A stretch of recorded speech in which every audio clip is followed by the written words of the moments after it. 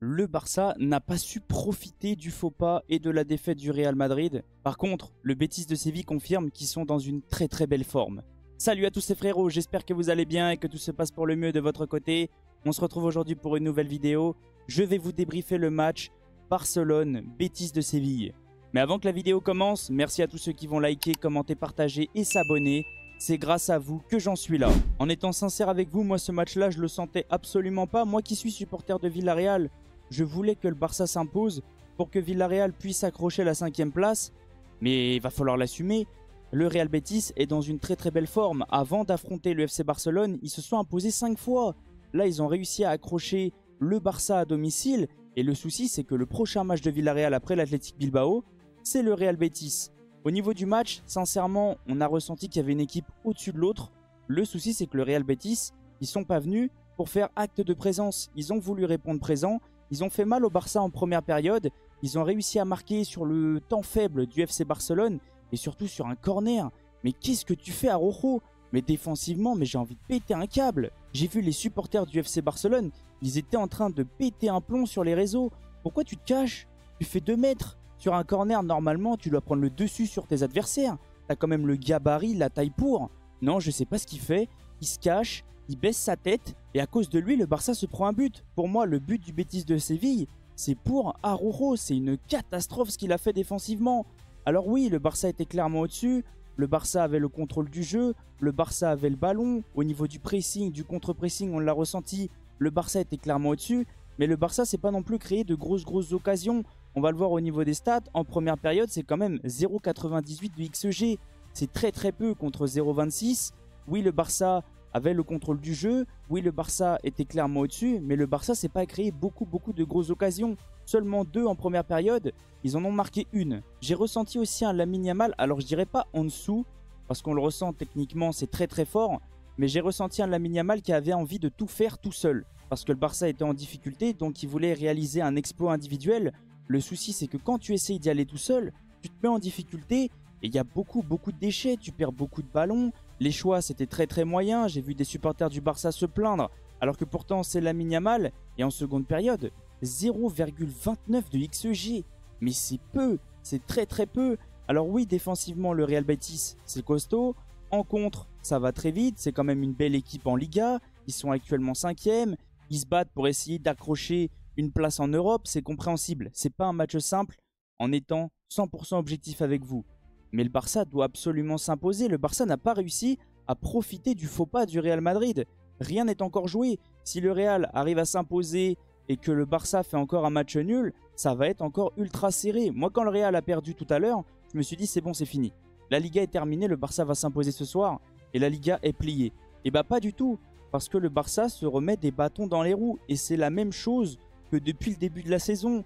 Entre le Real, l'Atlético et le Barça, c'est un coup toi, un coup toi, un coup moi, un coup toi, un coup moi, un coup toi.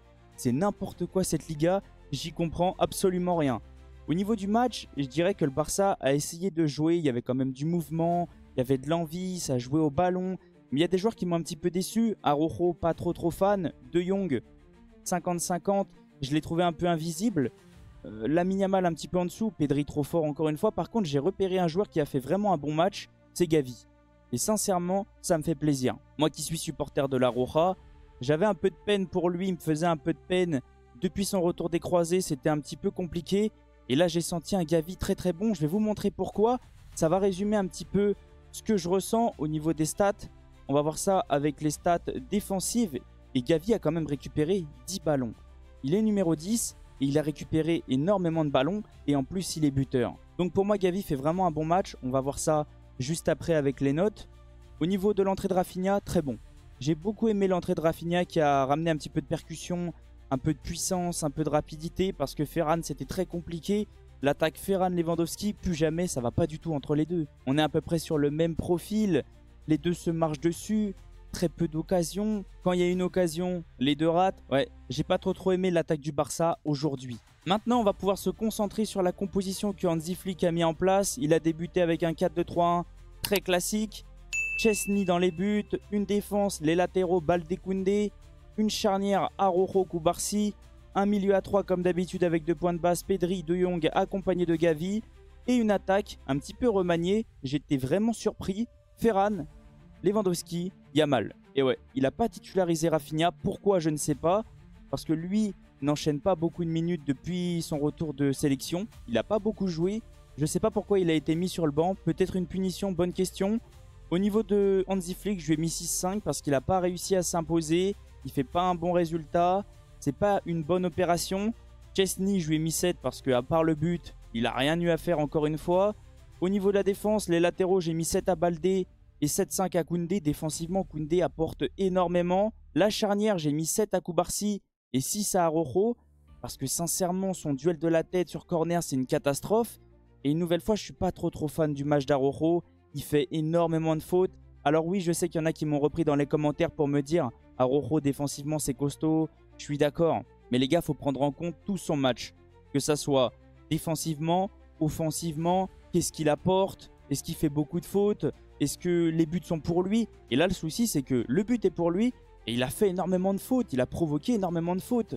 Au niveau du milieu, j'ai mis 7-5 à Pedri parce qu'il fait quand même un bon match. De Jong, sincèrement, j'hésite entre 6-5 et 7. N'hésitez pas à me dire dans les commentaires, vous, votre ressenti. Concernant Gavi, je lui ai mis 8 parce que pour moi, et je vous l'ai dit juste avant, il fait un gros match. Il récupère beaucoup de ballons. Il est buteur, donc pour moi, il mérite une note de 8. Ferran, juste avec sa passe D, je lui mets 7. Mais sinon, j'ai pas trop aimé. Lewandowski 6-5, une nouvelle fois invisible. J'ai pas aimé son match. Lamine Yamal, comme je vous ai dit, c'est pas qu'il a fait un mauvais match, c'est qu'il a pris beaucoup de mauvaises décisions. Et ça, c'est mon ressenti. Il a perdu beaucoup de ballons. Oui, c'est vraiment un joueur de classe mondiale, ça je suis d'accord. Le danger peut venir de lui, ça peut venir de n'importe où. Il fait ultra mal aux défenseurs. Le souci, c'est qu'il a perdu beaucoup de ballons. Donc pour moi, un chouïa en dessous, mais c'est pas non plus une catastrophe. Ensuite, Hansi Flick a fait quelques changements. Il a fait reposer des joueurs. Il a fait rentrer Rafinha pour faire sortir Ferran. 7-5, comme je vous ai dit, l'entrée de Rafinha, j'ai beaucoup aimé. Il a apporté un peu de percussion, un peu de puissance, un peu d'envie. J'ai beaucoup aimé l'entrée de Fermin. Je ne sais pas si vous ressentez la même chose. Mais offensivement, il a quand même beaucoup apporté. Eric Garcia, un cran en dessous. Je suis en train de me dire, est-ce que je lui mets pas 6-5? Je pense que je vais lui mettre 6-5. Gérard Martin, trop tard son entrée. Donc je ne peux pas non plus juger à 100%. En tout cas, n'hésitez pas à me dire qu'est-ce que vous avez ressenti du match du Barça. Un petit peu déçu de la prestation du FC Barcelone. Je m'attendais à mieux. Surtout qu'en plus, le Real Madrid avait perdu juste avant. Je me suis dit, peut-être que le Barça va vouloir prendre des points d'avance et commencer à creuser l'écart. Non, chose pas faite, parce qu'ils ont pris qu'un seul point. Oui, ils ont pris un point d'avance, mais pour moi, c'est pas assez. Parce qu'on le sait, la Liga, ça peut aller très vite. On a eu des exemples depuis le début de la saison. Un coup, c'est le Barça qui est leader. Un coup, c'est le Real. Ça bouge énormément, il y a plein de surprises. Donc pour moi, le Barça ne fait pas une belle opération. Je m'y attendais absolument pas. Mais en fait, le Betis de Séville, depuis quelques matchs, ça tourne très bien.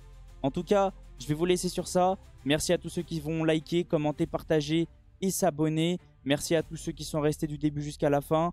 On se retrouve lundi pour l'avant-match du Paris Saint-Germain qui va affronter Aston Villa. Soit ça, soit je vous sors une vidéo pronostic Ligue des Champions. Mais vous inquiétez pas, il y aura une vidéo lundi.